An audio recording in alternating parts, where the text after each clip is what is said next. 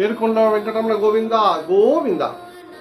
ఈరోజు మన సనాతన ధర్మంలో ఉన్న కొన్ని సూక్ష్మమైన వాటి గురించి తెలుసుకుందాం. మనం సనాతన ధర్మంలో 3 ఉంటాయి.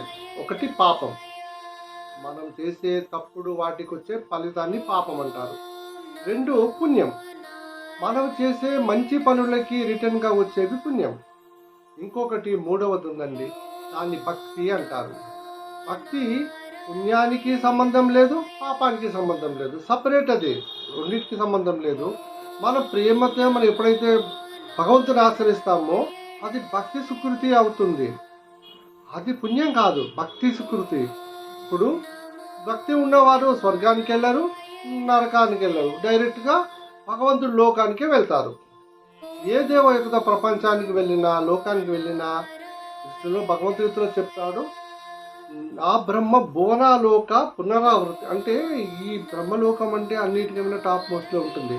అక్కడికి వెళ్ళిన వాళ్ళు మళ్ళీ పుట్టవలసిన అవసరం ఉంది. కానీ మా పేరుతో అంటే నన్ను ఆశ్రయించిన వాళ్ళు ఎవరైతే ఉన్నారో వారు మళ్ళీ పుట్టుక అనేది ఉండదు. వాళ్ళు డైరెక్ట్గా వైకుంఠం వెళ్ళిపోతారు. మనం పుణ్యం పైన ఫోకస్ వేయకూడదు, పాపం పైన ఫోకస్, భక్తి పైన ఫోకస్ వేయాలి. ఇది పర్మనెంట్ సొల్యూషన్. మరి ఇప్పుడు మనము ఈ భక్తి వేరా భగవంతుడి వేరా అని అంటే చూద్దాం. భక్తి మార్గంలో మొట్టమొదటి అడుగు శ్రవణం, భగవంతుడిని తెలుసుకోవటం. ప్రహ్లాదుడు హిరణ్యకశిపుని అడుగుతాడు, అయ్యా నువ్వు స్కూల్కి వెళ్ళావు కదా, నీకు అక్కడ నీకు ఆశ్రమంలో ఏం నేర్పించారంటే శ్రవణం, కీర్తనం, విష్ణుం. అంటే శ్రవణం అంటే భగవంతుని గురించి వినడం. భక్తి అంటే ఏదో ఒక పూజలు చేసేసి ఇక్కడ నుంచి 1000 పూలు పట్టుకొచ్చేసి ధూపాలు వేసేసి నోములు వేసేసి లక్ష పూలని ఒత్తులని వేసుకుంటా లీటర్ అభిషేకాలు చేస్తే భక్తి కాదండి. భక్తి అంటే భగవంతుడి గురించి వినడం. ఇది ఏంటంటే పరమ భక్తుడైన ప్రహ్లాదుడు చెప్తున్నాడు. ఫస్ట్ ప్రాసెస్ ఏంటంటే శ్రవణం, అంటే భగవంతుడి గురించి వినడం. ఏం వినాలి? ఇది భాగవత, రామాయణము, ఇతిహాసాలు, భక్తికి సంబంధించినవి వినాలి. కీర్తనం, దాని తర్వాత ఏంటి జపం, పాటలు పాడటం.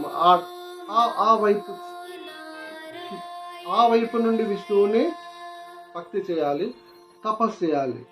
ఇది ఎవరికి? విష్ణు చేయాలి, విష్ణువుకే చేయాలి. స్మరణం అంటే స్మరిస్తూ ఉండాలి. మనం విన్నది స్మరిస్తూ ఉంటే అప్పుడు మనకి భగవంతుడి పట్ల ప్రేమ పెరుగుతుంది. అప్పుడు మనం భగవంతుడి యొక్క ఆరాధన చేయగలుగుతాం. లేకపోతే ఎప్పుడు మనసులోనే ఏదో కోరిక గుర్తొచ్చినంత భగవంతుడు గుర్తురాడండి. కోరికలే గుర్తొస్తూ ఉంటాయి. భగవంతుడి గురించి వింటామో, భగవంతుడి గురించి నామం జపం చేస్తామో, అప్పుడు మనము ఆరాధన చేసేటప్పుడు మన మనసు భగవంతుడి పైన ఉంటుంది. కాబట్టి అందరూ కూడా ఫస్ట్ ఏంటంటే వ్రతాలు, నోములు, పూజలు పరిగెత్తుతూ ఉంటారు. వాటికంటే ఫస్ట్ ఇనిషియల్ స్టెప్ ఏంటంటే ఫస్ట్ ఎక్కాలండి. మీరు లాంగ్ చెప్పి పైకి ఒకసారి దూకుతారా? దూకలేరు కదా. మీరు ఒక్కొక్క మెట్టు వెక్కుకుంటా మీరు వెళ్తే కరెక్ట్ పాత్రలో మీరు వెళ్తూ ఉంటే మీకు ఏమొస్తుంది?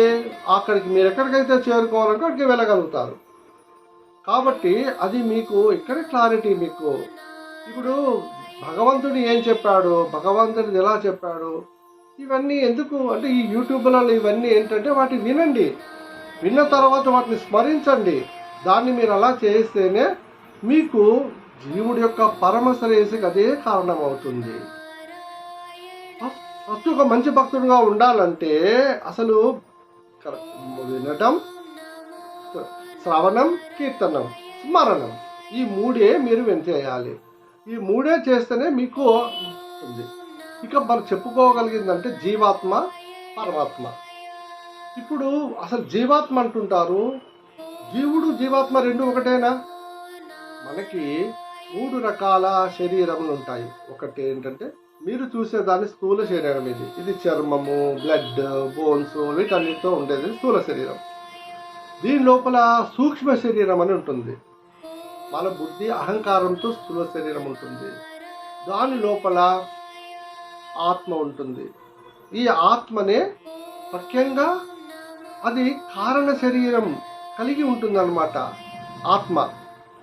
ఇప్పుడు మనము ఎవరైనా వెళ్తూ ఉన్నాడనుకో, చనిపోయి శవం పోతుంది, మనం ఏమంటాం, మనం ఫలానా వ్యక్తి వెళ్ళిపోయాడని చెప్తాము. అంటే వెళ్ళిపోయారంటే మనకు ముందు కనిపిస్తున్నారు కదా, వెళ్ళిపోయారని ఎందుకన్నారు? మన ముందు శవం కనపడుతుంది కదా. కానీ వెళ్ళిపోయింది ఎవరు? ఆత్మ. ఆత్మ వెళ్ళిపోయింది అంటే మనం ఆత్మని చెప్తున్నాము. అంటే మన ఆత్మ శరీరం వేరు వేరని మనం గుర్తిస్తే మన శరీరం పైన ఎందుకు ఇంత చేస్తాము? మన శరీరాన్ని అలంకరించుకోవడం. ఎవరన్నా అద్దెంటిని అలంకరిస్తాడా?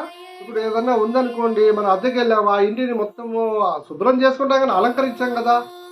మన మన సొంత ఇల్లుంటే మనం దాన్ని అలంకరించుకుంటాము, నీట్గా చేసుకుంటాము.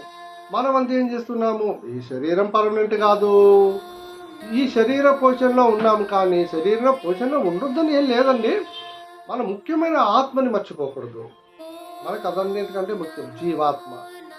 మనం అంటే ఇప్పుడు ఇది నా చెయ్యి అన్నాం అనుకోండి, ఇది నా కాలు అన్నాం అనుకోండి, ఇది నా షర్టు, నాది, నా అని అంటుంటాం అనుకోండి. అసలు మరి నువ్వెవరు? నా నా నా అంటున్నావు కదా, అసలు నువ్వెవరు అని కానీ మనం ప్రశ్న చేసుకుంటే మనకి తెలుస్తుంది మనం ఈ శరీరము కాదు. మరి మనం శవాన్ని అలాగే అన్నాం కదా, వెళ్ళిపోయాను ఎందుకన్నాం? శవం మనకు కనపడుతుంది కదా. మనం ఎందుకు అన్నానంటే మనందరము జీవాత్మ, ఆత్మ. మన ఇంకొక ఆయన ఉంటుండే మన శరీరంలో పరమాత్మ. మన హృదయంలో స్థానంలో పరమాత్ముడు ఉంటాడు. ఆయనని తెలుసుకోవాలి. పరమాత్ముని తెలుసుకోవటానికే మనం ప్రయత్నం చేయాలి. ఈ వెళ్ళిపోయే శరీరాన్ని కాదు, మన ఆత్మ ప్లస్ పరమాత్మ. మన పరమాత్మను తెలుసుకుంటేనే ముక్తి, మోక్షం. జీవుడు జీవాత్మ రెండు ఒకటే. ఈ పరమాత్మని తెలుసుకోవడమే జీవాత్మ లక్షణం. మనం ఒకసారి ఆత్మ ఉన్న శరీరాన్ని విడిచిపెడితే ఎంతకాలం అది తిరిగి వస్తుందో మీకు తెలుసా? మరొక జీవిలో రావడానికి మనం జీవిలో రావడానికి అది ఒక ప్రాసెస్. అది ఎవరికి ఎంతసేపు నరకంలో ఉంటాడా, ఎంతసేపు స్వర్గంలో ఉంటాడా, ఎంతసేపు ఎలా ఉంటాడనేది అవి కర్మ సిద్ధాంతానికి సంబంధించినవి. అవన్నీ మనం కొలవలేము, మనం చెప్పలేము. అది ఎన్ని రోజులు ఎక్కడ ఉంటాడనేది వాళ్ళు చేసుకున్న కర్మను బట్టే ఉంటుంది. ఒక శరీరం నుండి వదిలిపెట్టి వెళ్ళాక కొన్ని రోజులు ఆ జీవాత్మ అలాగనే తిరుగుతూ ఉంటారు. మనం పుణ్యకర్మలు చేసామనుకోండి, మన పుణ్యకర్మలు చేసుకున్నప్పుడు జీవాత్మ ఎప్పుడైతే పరమాత్మకు చేరుకోవడానికి వెళ్ళిపోతుందో చక్కగా వెళ్ళిపోతారు. ఎక్కడికి? వైకుంఠం వెళ్ళిపోతారు. అంటే పరమాత్మని చేరుకుంటుంది అది. మనము పరమాత్మని చేరుకోవాలంటే ముందుగా పరమాత్మని తెలుసుకోవాలి కదా. అని చాలా భాగవతోత్తముడు అనుకో, పూజలు పురస్కారం భాగవతోత్తముడు అనుకో, పుణ్యంతో సంబంధం లేదు, పాపంతో సంబంధం లేదు. ఇప్పుడు వేలంగంటే పరమాత్మను చేరుకుంటాడు, వెళ్ళిపోతాడు. ఇంకా మళ్ళీ పుట్టాల్సిన అవసరం లేదు. అని పుణ్యం లేదు, పాపం లేదు. నేను చెప్పేది అదే. గోవిందమాల అనేది ఏమిటనంటే మీకు ఒకటే అవకాశం ఉంటుంది, గోవిందమాలని బ్రహ్మాండంగా చేయటం. మనం గోవిందమాల దీక్ష వేసుకోవడానికి అర్థం ఏమిటంటే పరమాత్మని తెలుసుకోవటము. పరమాత్మని తెలుసుకోవడానికి కోసమే మేము చెప్తున్నాము. పరమాత్మని తెలుసుకోవటమే గోవిందమాల. గోవిందమాలలో అందరూ కూడా రకరకాలుగా చెప్తుంటారు. యూట్యూబ్లో చూస్తున్నాం, ఇరుముడి ఇలా కట్టండి, అలా కట్టండి, వెళ్ళేటప్పుడు కట్టండి, ముందు ఇవన్నీ చెప్తుంటారు. అవి కాదు కదా, ముడుపు భగవంతుడితో బంధం ఏర్పరచుకునేటప్పుడు ఆయన అంటే ఏంటో తెలుస్తుంది కదా. ఒక భార్య భర్త ఉన్నారనుకోండి, వాళ్ళు వేరు వేరు కుటుంబాల నుంచి వస్తారు. కానీ వాళ్ళిద్దరు పెళ్లి చేసుకున్న తర్వాత కదా ఒకరంటే ఒకరికి తెలిసేది. అట్లాగే భగవంతుడితో మనం వేసుకునే ముడే ఇరుముడి. వెంకటేశ్వర స్వామి గృహశాస్త్రం ఉంటుంది కాబట్టి ఇరుముడి ముందు కట్టుకుంటాము. అదే బ్రహ్మచారి సన్యాసి ఆశ్రమంలో ఉంటే, అయ్యప్ప సన్యాసి ఆశ్రమంలో ఉంటే వారి నియమాలు వేరు. వారు వెళ్ళేటప్పుడు కట్టుకుంటారు. వారు హరిహరులు కదా, కాకపోతే వారు వెళ్ళేటప్పుడు సన్యాసి బ్రహ్మచారి వెళ్ళేటప్పుడు కట్టుకుంటారు. అట్లా భగవంతుడితో ముందు బంధం ఏర్పరచుకొని భగవంతుడిని వెతకాలి. భగవంతుడిని వెతక నేను ఎన్ని పూజలు చేశా, నేను ఇలా చేశా, 1000 ఒత్తులు వెలిగించా, 2000 ఒత్తులు వెలిగించా, లేకపోతే ఇంకోటని, ఈ కార్తీక మాసం అని, శ్రావణం అని ఇలా మీరు పరిగెడతారు. అది మంచిదే. కానీ దాంతో పాటు భగవంతుని తెలుసుకోండి, భగవంతుని వెతకండి.